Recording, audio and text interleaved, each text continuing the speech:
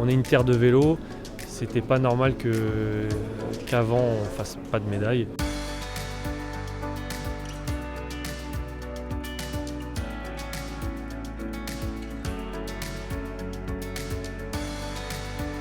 Bilan plutôt mitigé pour moi. Je suis super content des médailles, mais voilà, j'aurais voulu repartir de la piste avec une médaille, n'importe laquelle. Je savais que l'or ça allait être compliqué, mais voilà, j'aurais été très satisfait d'avoir une argent ou une bronze. Très satisfait du contre-la-montre et une bonne déception sur la route. J'étais vraiment venu pour gagner la course sur route. Malheureusement, je fais deux, donc voilà.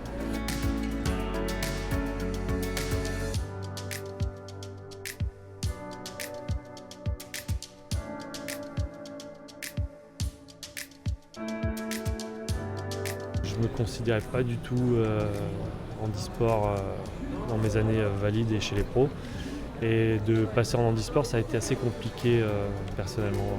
Il a fallu en fait se l'assumer et ça a été compliqué pour moi de l'assumer. Vu que je me le cachais un peu, pour moi j'étais pas vraiment handicapé et là c'est un handicap léger, hein, mais de l'assumer et de aussi le dire que tout le monde le sache aussi.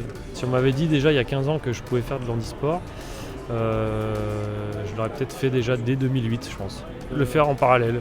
On a le droit, on peut être pro et handisport. Donc dès 2008, je pense que j'aurais franchi le pas s'il y avait eu plus de détection à cette époque-là. Le bilan du paracyclisme français est extraordinaire avec plus d'un tiers des médailles françaises de ces Jeux paralympiques. Comment on explique un tel succès ?